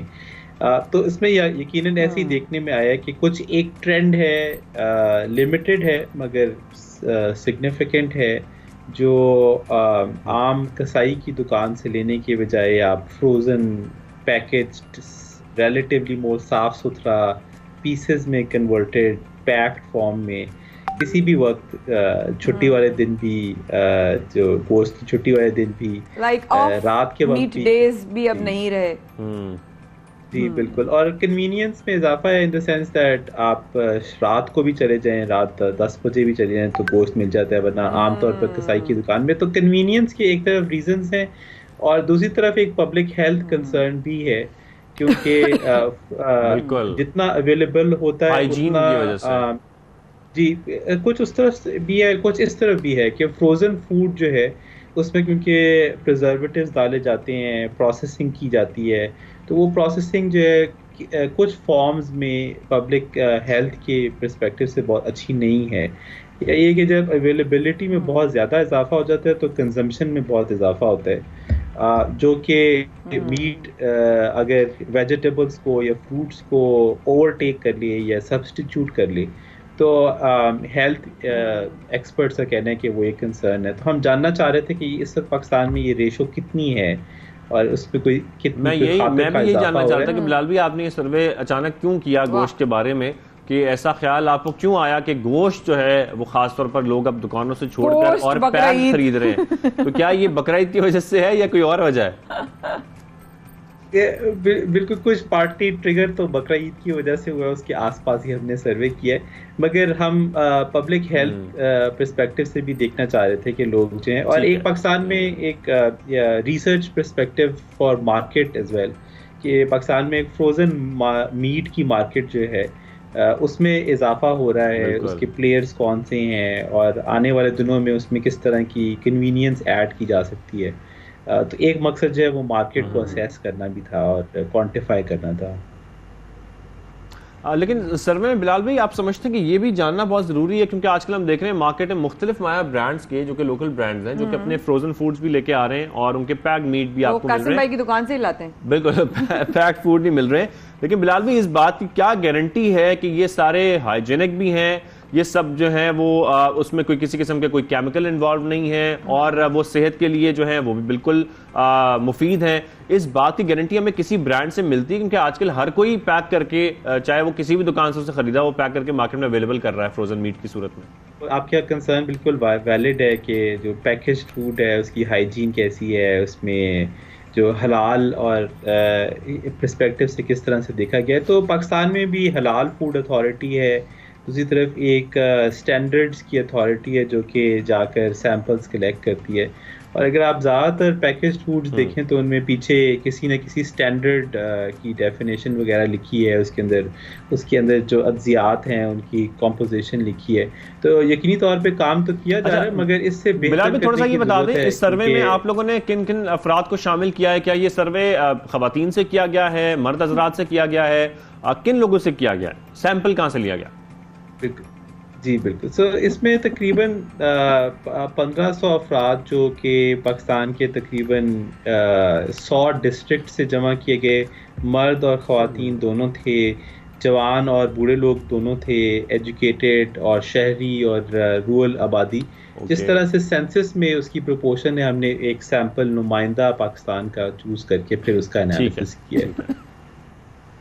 Thank you very much. Executive director Gallup Pakistan Bilal Gilani صاحب ہمارے ساتھ موجود تھے اور بتا رہے تھے کس طریقے سے اس سروے کو کنڈکٹ کیا گیا ہے، کیوں کیا گیا ہے، وجوہات کیا ہیں، اور وہ وجوہات آپ لوگوں کے ساتھ بھی ہم نے شیئر کی. بالکل ایسا ہی ہے. اور یہیں پر لیتے چھوٹا سا وقفہ رہے گا ہمارے ساتھ. سر پاکستان میں شازیب ہمایہ کر رہے ہیں آپ کا انتظار.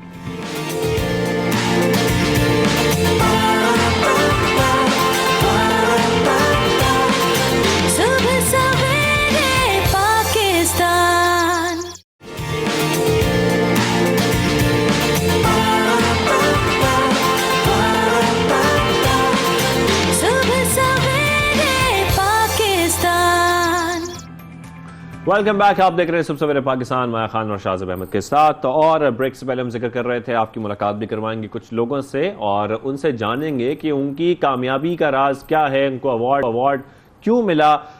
Together we grow together we empower Peshawar کی خاتون بزنس وومن بشرا رحیم کی سچی کہانی ہے، جو اپنے سینٹر میں ہر مذہب سے تعلق رکھنے والی خاتون کو امپاور کر رہی ہیں، ان کو اسکلفل کر رہی ہیں، ان کو ٹریننگ دے رہی ہیں. لیکن اس ٹریننگ سے کیا ہو رہا ہے اور کتنا ان کو فائدہ پہنچ رہا ہے، اور اس پورے امپاورمنٹ پہ جو فلم تیار کی گئی ہے. کیونکہ اگر ہم تھوڑا سا آپ کو بتائیں کہ فاطمہ نازش نے بشرا رحیم پر ایک شارٹ فلم بنائی، religious freedom and business foundation. انہوں نے امریکہ کے 2022 فلم کمپٹیشن میں ایوارڈ سے ان کو نوازا بھی گیا ہے. اس کے ساتھ ساتھ ایوارڈ حاصل کرنے والی فاطمہ نازش کے پیچھے کیا راز ہے، جو ان کی فلم کی سٹوری ہے مایا، وہ کیا ہے، یہ ہم آج جاننا چاہ رہے ہیں. بالکل ایسا ہے، ہم جانیں گے بھی. اور یہ جب سٹوری کے بارے میں ہمیں پتہ چلا تو مجھے اسکول میں اپنا ایک واقعہ بھی یاد آ گیا. ایک ٹائم تھا، وہ زندگی میں انشاءاللہ ضرور شیئر کریں گے، بٹ سملر ہی ہے جو یہ جس کہانی پر یہ فلم بنی ہے، اور اس کو جو ہے بہت پذیرائی بھی ملی ہے.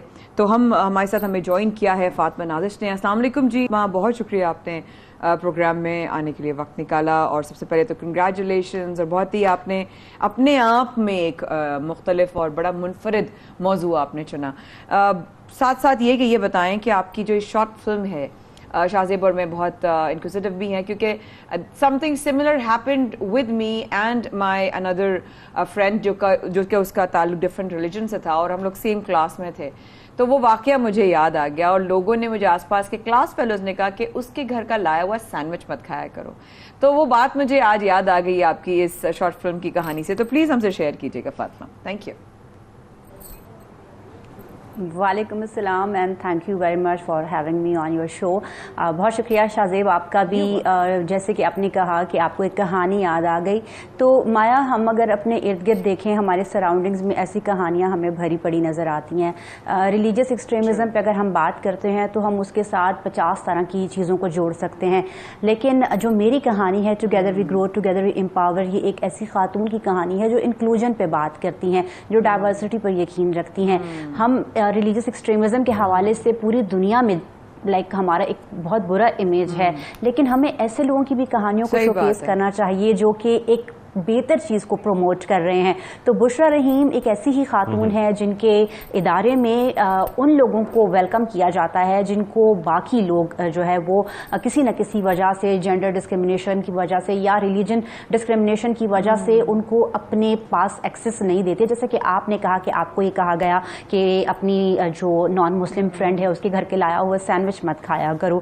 مجھے یہ لگتا ہے کہ ابھی ہم لوگ جس ایرا میں رہ رہے ہیں، چیزیں اویئرنیس اویئرنیس کی وجہ سے بہت چینج ہونی شروع ہو گئی ہیں. لائک میں اگر اپنی بات کروں, میں اپنا بچپن یاد کروں تو میری نانی اماں کو اللہ غریق رحمت فرمائے, ہمارے گھر پہ اس زمانے میں آپ کو یاد ہوگا کہ گھروں کی صفائی کے لیے نان مسلمز آیا کرتے تھے.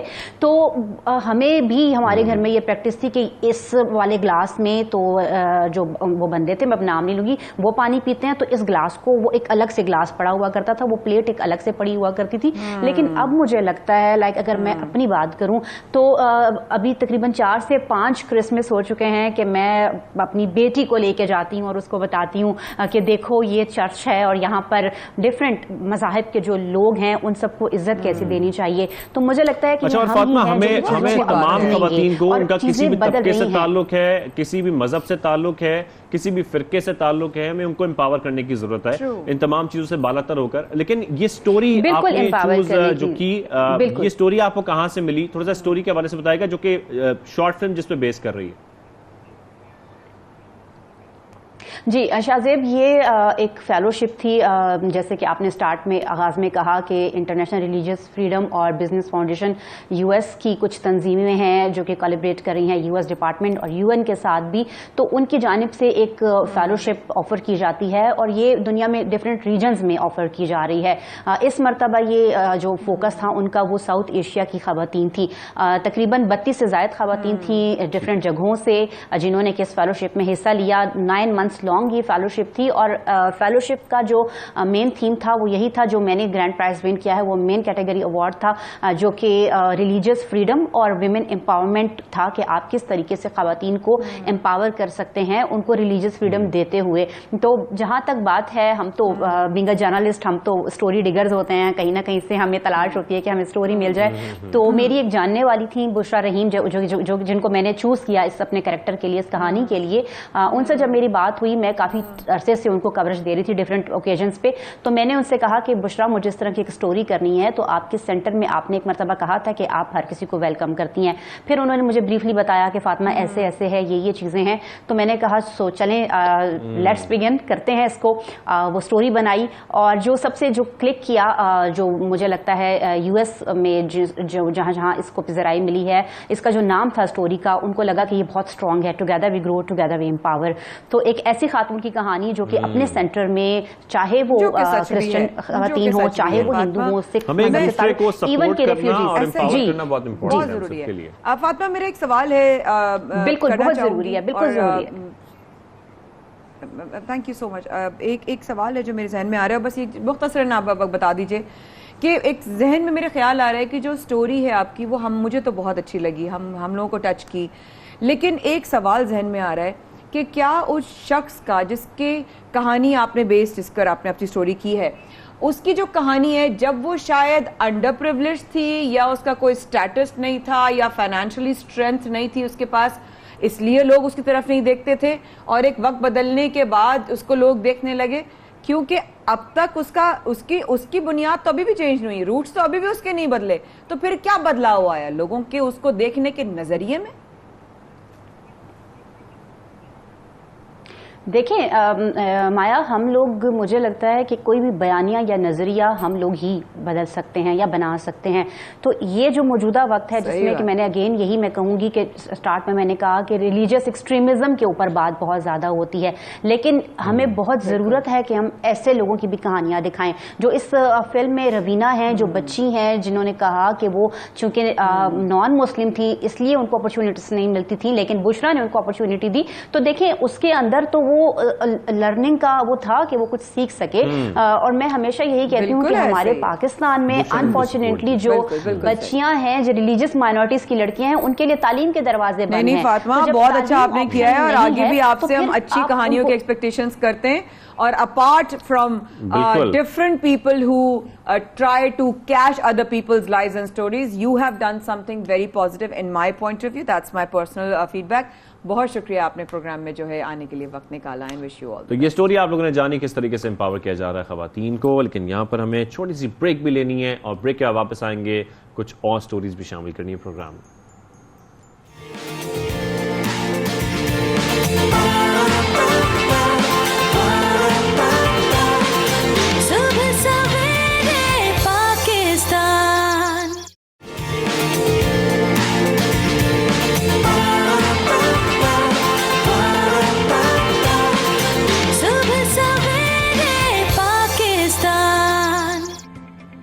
बार फिर हमारे साथ आने का बेहद शुक्रिया. और शाज़ेब और मैं अभी डिस्कस कर रहे थे जिस मौजू पे हम अभी आपसे बात करने वाले हैं, और वो इसलिए बहुत इंटरेस्टिंग है बिकॉज वो और मेरी आपकी किसी ना किसी की ज़िंदगी से ज़रूर क्लोज होगी, और किसी ना किसी की मजबूरी का, किसी ना किसी हालात में, किसी ना किसी वाक़यात में फ़ायदा उठाना मेरा ख्याल है ये हमारा कल्चर बन चुका है. और अगर हमें कोई मजबूर नजर नहीं भी आए तब भी हमें लगता है वो मजबूर है. कहते हैं ना, किसी ने क्या खूब कहा कि किसी इंसान की शराफत को उसकी मजबूरी ना समझो. तो शाज़ेब, ये सिनेरियो जो होता है ना, लोगों की मजबूरियों का फायदा उठाते हैं. Why does that happen? बिल्कुल, लोगों की मजबूरियों का फायदा और हम सब उठाते हैं किसी न किसी तरीके से. हम देखते हैं हमारे आसपास लोग जो हैं वो किसी न किसी तरीके से किसी की मजबूरी का फायदा उठा रहे होते हैं. रीसेंट एग्जांपल्स हमारे पास जो कुछ हमने देखी और हमने ये सोचा कि इस सेगमेंट का होना बहुत जरूरी है. हमने ईद के आसपास देखा, हमारी एक कोलीग हैं और उनका जो कुर्बानी का जानवर था वो वहां से भाग गया और बिखर गया. ब्लॉक से दूसरे ब्लॉक तक भाग. बस समझ लें कि वो 5 मिनट के फासले पे गया होगा. वहां पर पकड़ने के बाद जब उसको वापस घर लाना था तो वहीं पर जो वैन वाला था जिसने उस पर सवार करके उसको वापस लाना था वो 2,500 रुपए मांग रहा था. इस किस्म की बहुत सारी एग्जांपल्स हमें आसपास मिलती हैं. कितना बनेगा? मेरे ख्याल एक लीटर भी नहीं बनेगा. बहुत छोटा सा फासला. लेकिन इस तरीके से लोगों की मजबूरी का फायदा उठाया जाता है और ये कोशिश की जाती है कि जिसका जितना फायदा आप ले सकते हैं ना वो ले लें, क्योंकि उसके बाद आपको मौका नहीं मिलेगा, चाहे वो पैसों की सूरत में हो, चाहे वो किसी और तरीके से हो. तो ये सब चीजें हम देख रहे हैं जो हमारी सोसाइटी में होती हैं और ये एक त्यौहार बनता जा रहा है. बल्कि त्यौहार क्या बनता जा रहे हैं, हमारे जब भी कोई त्यौहार आता है तो हम देखते हैं लोग चीजें सस्ती करने के बजाय मजीद महंगी कर देते हैं. हमारी बड़ी जो एग्जांपल है वो ईद की भी है. दुनिया में सस्ता होता है. रमजान बाजार जो लगते हैं हमारे यहाँ, डिस्काउंट डील चल रही होती है, चीजें महंगी हो जाती है, सेल लगी हुई होती है हमारे यहाँ. अब आपने क्योंकि आपको पता था इस शख्स को अपनी कुर्बानी करनी है और ये अभी कुछ भी करेगा उसको करने के लिए, तो आपने उसकी मजबूरी का नाजायज फायदा उठाया. मजबूरी का फायदा और फिर मजबूरी का आपने नाजायज फायदा उठाया. और ऐसा माइंडसेट हमारा क्यों है, ऐसा कल्चर क्यों बनता जा रहा है, हम लोगों की क्या सोच है, इन तमाम चीजों को लेकर इस पर बात करने के लिए आज हमें ज्वाइन किया मोटिवेशन के प्रोफेसर जावेद साहब. और हमेशा उनसे बड़ा अच्छा सेशन होता है. जावेद साहब आपको खुशामदीद कहेंगे सुबह सवेरे पाकिस्तान में. जावेद साहब, ये माइंडसेट यकीनी तौर पर आप सुन रहे होंगे जो हम बातें कर रहे हैं कि लोगों की मजबूरियों का फायदा उठाना और हर मुश्किल वक्त में उनकी मजबूरी का फायदा उठाना, ये क्या माइंडसेट है? जी बहुत बहुत शुक्रिया. हम जो कुछ हम करते हैं वो इसलिए करते हैं कि हमारी तरबियत उस तरीके से हुई होती है. एक बच्चा जब इस दुनिया में पैदा होता है तो वो किस किस्म के किरदार के साथ अपनी बकिया ज़िंदगी गुजारेगा, इसका दारोमदार इस बात पर है कि वो किस माहौल में परवान चढ़ता है. चूँकि हमारे माहौल के अंदर तरबियत का कोई मरबूत निज़ाम मौजूद नहीं है और जो कुछ वो इर्द गिर्द देख रहा होता है उसी तरीके से उसका पैटर्न बन जाता है. लिहाजा उसका वैल्यू सिस्टम, उसके लिए किस चीज़ की अहमियत है, किस चीज़ की अहमियत नहीं है, क्या चीज़ उसके ख्याल में प्रायोरिटी में नंबर 1 आती है, कौन सी नंबर 2 आती है, ये उसकी तरबियत का माहौल डिटरमिन करता है. हमारे यहाँ पिछले 30-40 साल के अंदर वैल्यू सिस्टम इस बुरी तरह तासिर हुआ है कि मुआशरे में सबसे पहले नंबर पर पैसा और पैसे से खरीदी जाने वाली चीज़ों को कर दिया गया है. हम सब अपने दिल में झांक कर देखें, हमारे अपने दिल के अंदर भी हमारा अपना वैल्यू सिस्टम इसी तरीके से डेवलप हुआ है. एक शख्स एक फटे पुराने कपड़ों के साथ सड़क पर जा रहा है और एक चमकती हुई ब्लैक काली गाड़ी पर से गुजर के उसमें से बहुत ही ब्रांडेड घड़ी पहनी हुई बाहर निकलता है. आप खुद अपने दिल में झांक के देखिए कि दोनों के बारे में आपका रवैया और मेरा रवैया कब. तो ये हमारा एक वैल्यू सिस्टम ऐसा डेवलप हुआ है जिस मुआशरे में हमारा क्वालिफाइंग क्राइटेरिया, जिस मुआशरे में इखलाकियात, तो ये हमने घरों में खुद बनाया हुआ है. मैं और आप अपने घरों में आज चेंज करना शुरू कर देंगे तो हमारी आने वाली अगली फसल उस भैंसे को या उस गाय को पकड़ के शुक्रिया भी अदा करेगी और छोड़ देगी. और अगर हम अभी नहीं करेंगे तो अगली दफा जो है वो उससे ज्यादा पैसे लेगा वो भैंसे पर. बिल्कुल सही, बिल्कुल सही. जावेद सर, अब एक ये जिस तरह आपने कहा कि हमने अपने जहनों में ये एक किसी को भी देखकर उसका एक क्वालिफाइंग, हम लगता है हमारे जहनों में अब एक स्कैनर आ चुका है और वो स्कैनर जो है ना किसी भी दुनिया की टेक्नोलॉजी से तेज काम करता है. तो ये हमारी फितरत है या ये हमारी आदत है?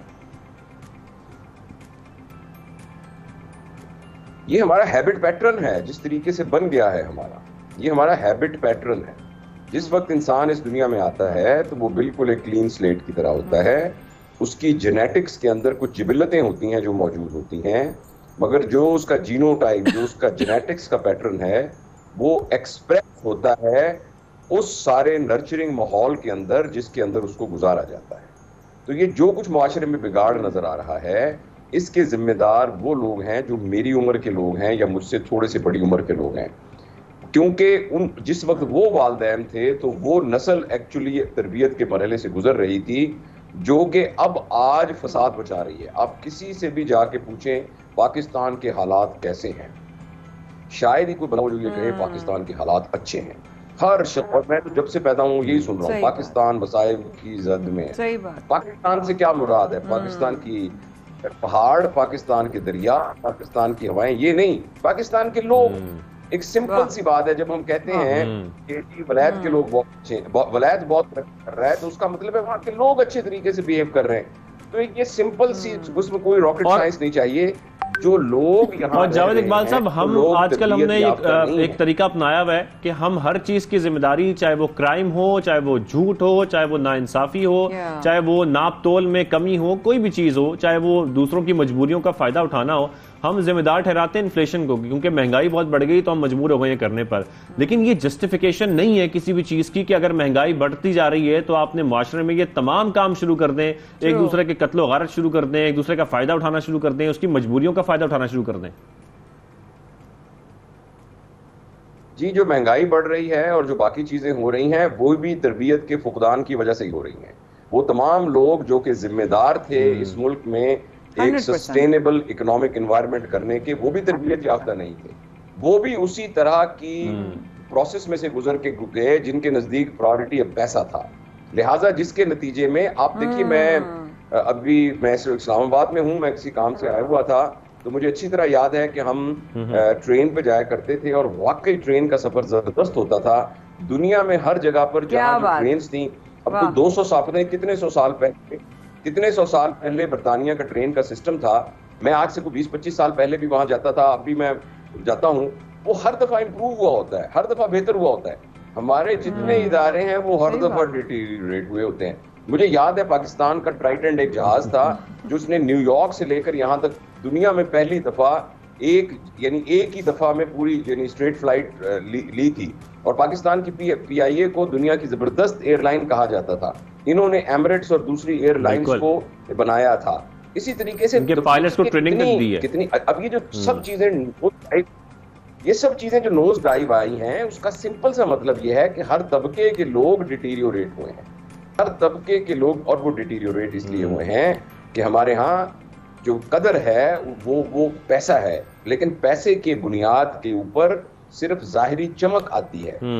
اخلاقیات جب تک نہ ہوگی، کردار کا ایک مستحکم ہونا موجود معاشرے میں نہیں ہوگا، تو معاشرہ نیچے جائے گا۔ ابھی بھی اگر ہم نے یہ کرنا ہے تو ہم ان تمام مسائل کی نشاندہی کر کے اور اس کو قرض کر کے یہ کہنے کی بجائے ہم دوبارہ سے تربیت کے نظام کی طرف توجہ دیں۔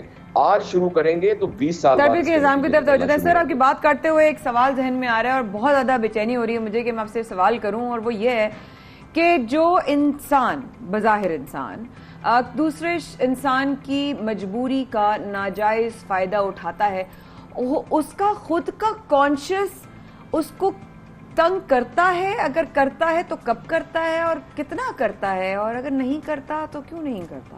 جی سر۔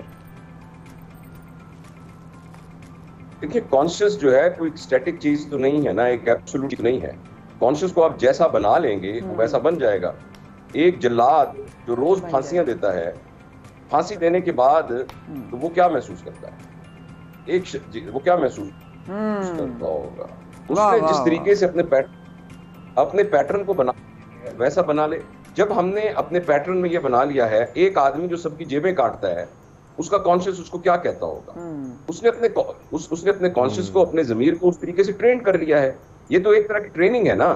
تو آپ نے جس طریقے سے ٹرین کر لیا ہے، جو لوگ کسی کے ساتھ فراڈ کرتے ہیں، سرکاری مال میں خرد برد کرتے ہیں، ناجائز پیسہ کماتے ہیں، یا کسی کو کوئی جسمانی تکلیف دیتے ہیں، یا کسی قسم کے اور کرائم میں مبتلا ہوتے ہیں، جی ہیبیچول نہیں، ہیبٹ کے علاوہ یہ ہے کہ انہوں نے اس کو ٹرین کر لیا ہے، اس کی کوئی نہ کوئی جسٹیفیکیشن ڈھونڈ لی ہے۔